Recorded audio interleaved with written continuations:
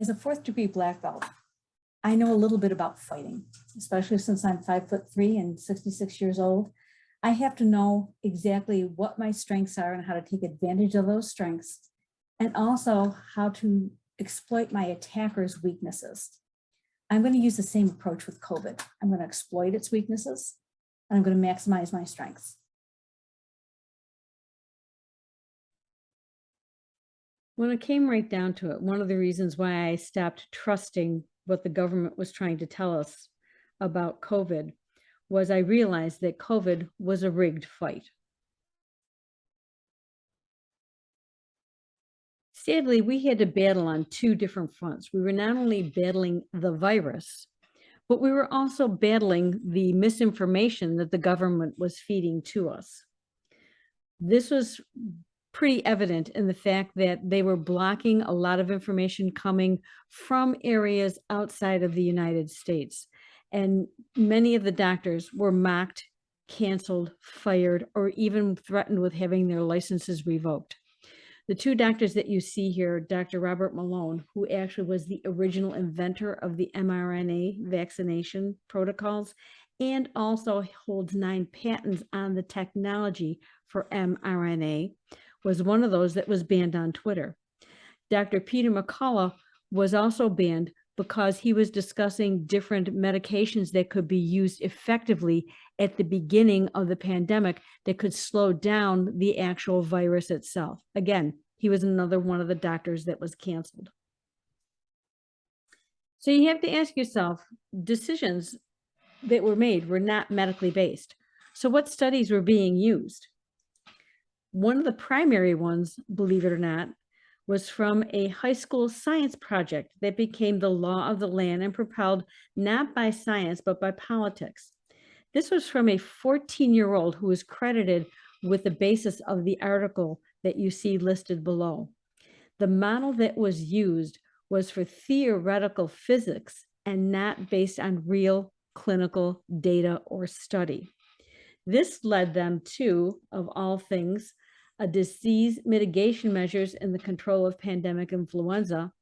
And that was actually presented back in 2006 during the Bush administration as a response in biosecurity and bioterrorism, seeing how we could fight that, especially since at that time they were working on and dealing with the fear of the bird or the avian flu. And this was the actual step-by-step plan that they were going to use, which they did use during COVID-19. They had large-scale community vaccination programs. They had home isolation of sick people, many times telling them to stay at home until the virus was so far developed that they were not going to be able to survive the actual virus.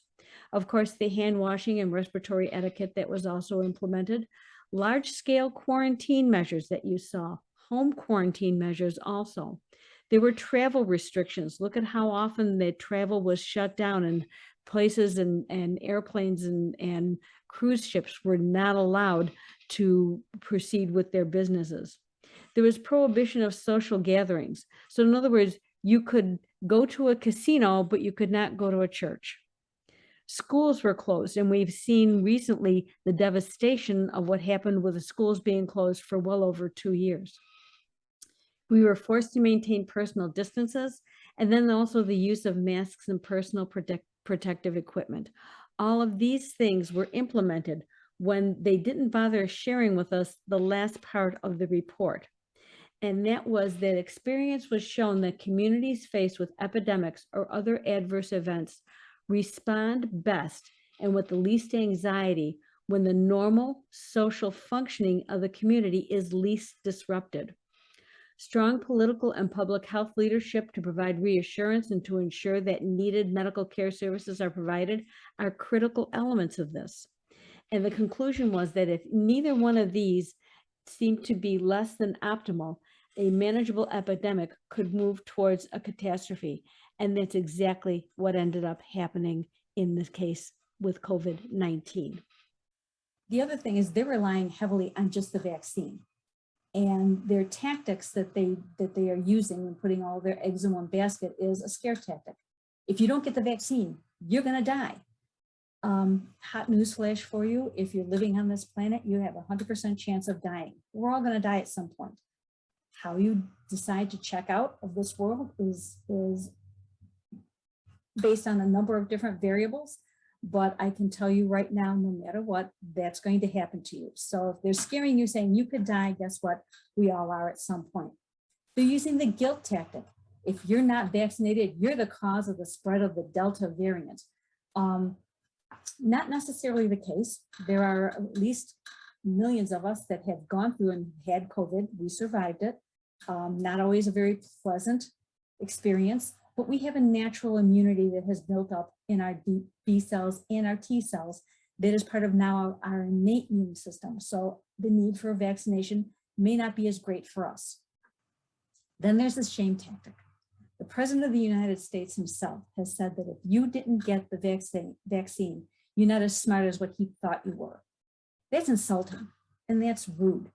There are people in this world who can't get the vaccine, and we'll discuss that a little bit later. But to sit there and to use scare, guilt, or shame to try to coerce you into taking this vaccine is wrong. I'm not saying you shouldn't take it. That's a personal decision. I respect anybody who has made that decision that has to take it for a variety of reasons.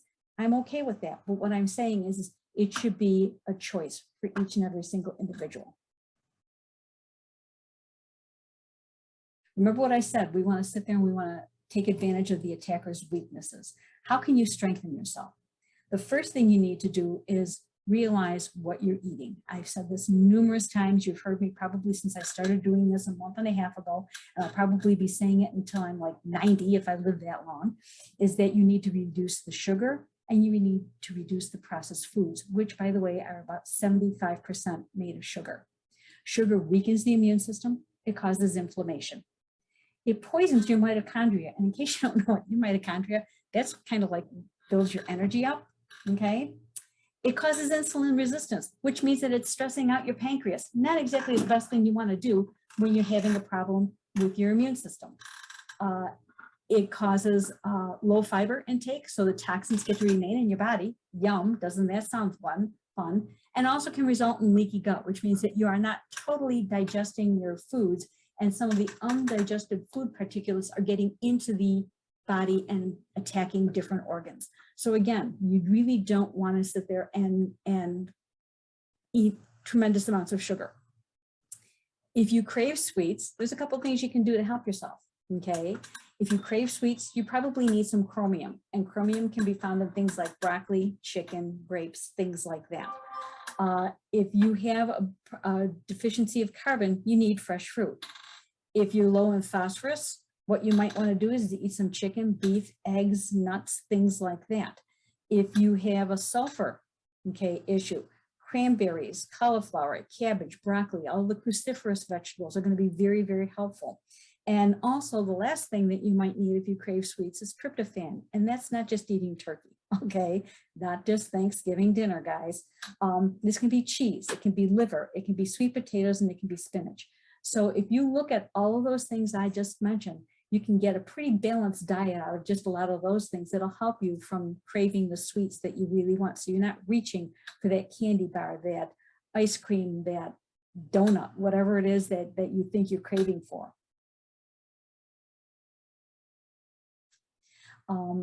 First one I'm going to look at is going to be the mental emotional impact, and that's the fear. We talked about this mindset a couple of weeks ago, whether it's a health mindset or a disease mindset. And we know that negative emotions can and will weaken the immune system. What I'm going to suggest is change your focus. Look at the fact that 99% of the people that end up with COVID survive. Now, I'm not saying that getting COVID is fun. It's not pleasant. My husband, my son, and myself, we all had it. We had very mild cases, but that's because I think we do an awful lot to support our immune system as a whole. So I want you to stop reading the damn negative news. Don't listen to all the channels that are giving you the doom and gloom. You know, you're not helping yourself, not by any stretch of the imagination, but you can use mindfulness. You can use meditation if you want to help calm your mind. You can also get out in nature, especially at this time of year. Get out there and at least be at peace with something. Don't worry about any of the other crap that's going on. Go ahead and do something that's going to be positive and uplifting for yourself. Also, take a look at what you're doing, maybe perhaps in your spiritual studies, regardless of what your spiritual beliefs are. Read 20 minutes a day. Feed your mind. Don't let it just dwell on all the stuff that's negative, okay? Whether you do prayer, whether you do service to others, whether you read scripture or you read whatever your spiritual guides are, get into it, read it, focus on it. Don't let the negative crap overwhelm you. We've already covered some of the nutrition and some of the things that you can do to stop weakening your system. But let's take a look a little bit about some of the supplementation that you can use that can help yourself. Vitamin D. Vitamin D supports 100% of the immune system, not just 3 or 4%. And I don't know about you, but if I'm going to sit there and have to fight anything, I want to fight with 100%, not just 3 or 4%. Okay. It supports the innate immune system, every single part of the innate immune system, and even the adaptive immune system. You have better outcomes if you use vitamin D before and during COVID infections. It can be found in eggs, fish, and most meats. They also have found that the high fructose corn syrup will interfere with the function of the vitamin D. So again, there's another issue where the sugars that you're doing are blocking your use of the vitamin D. So if you're taking vitamin D and you're eating a donut, okay, or drinking a soda pop, you just wiped out the effects of the vitamin D and the help it can cause in your system. They found that deficiencies of vitamin D will increase respiratory tract infections, and COVID is a respiratory tract disease. If you live north of the 35th parallel, I live in Buffalo, New York, which is like the 46th parallel, you're going to find that we're not getting enough sun, especially during the fall, winter, and early spring seasons. You're going to need to supplement, or you need to take supplements with food, which would probably be your best bet daily, because of the fact that we aren't getting the direct sun above the 35th parallel. Vitamin C. Vitamin C is a virus killer. It's been known for killing viruses. 3 clinical trials have shown that 80% of people have had lower instances of pneumonia when they're taking vitamin C, and COVID can lead to different forms of pneumonia, especially if you're using a mask. You're not getting rid of the bacteria that's in your mouth, you're breathing it back in, and we're breathing it back into the respiratory tract. So you can have aspirational types of pneumonia that can result from wearing a mask if you're not careful. Vitamin C supports natural killer cells and cytotoxic T cells. This is an antiviral activity within the immune system. Again, those are the T cells, but vitamin C supports that, okay? Vitamin C has been found to reduce COVID and the length of COVID from 6 days and 9 days down to 6 days. So again, it can help to reduce the impact of the disease on your system. People have suggested anywhere from 2 grams to 8 grams a day of vitamin C. That depends on how well your body tolerates it. You would probably want to take it up to the point where your bowel is getting a little loose and then back off a little bit. That would be a good sign that you could be able to tolerate that much. So if you get up to like 3,000 grams of vitamin C or 3 grams of vitamin C a day, and you find out you're a little loose, you can sit there and back down about that, okay? Zinc. Everybody's been talking about zinc. I've talked about zinc. It has antiviral properties. It stops viral replication. It blocks the virus from entering into the cells. Okay, the cells on your receptor sites, the ACE2, the ACE2 receptor site is where the COVID virus will attack, and it blocks that from happening. Okay, it supports both the innate and the adaptive immune system, but it also needs helpers. Okay, it needs help to get across the cell membrane. So that's where hydroxychloroquine had been very, very helpful. However, in nutrition, you can use green tea, which is your EGCG. You can use your niacin, which is your B3. A B complex would be very, very helpful in this particular point. And quercetin, which is also a form of vitamin C. So again, you have 3 excellent forms of getting the zinc into your system. So for supplementation, vitamin D, vitamin C, and zinc. 3 excellent ways of helping yourself, and one of the cords you can use to strengthen your immune system. In other words, think for yourself. Nobody's coming to save you. Truly, the worst thing that I could ever hear is a knock on my door and it's the government saying, hi, I'm here to help. Let's think about that. Let's think about Congress. They couldn't get their act together if they had a case of X-Lax and a 55-gallon drum. And these are the people that we're relying on to help us. Seriously? I don't think so. You need to make those choices for yourself. You need to make those decisions. And I want you to make them to be informed. Don't just listen to the news. Don't even listen to me. Read for yourself. Follow up on some of this stuff. Find out what the truth is and decide both sides, get both sides, and then make an informed choice.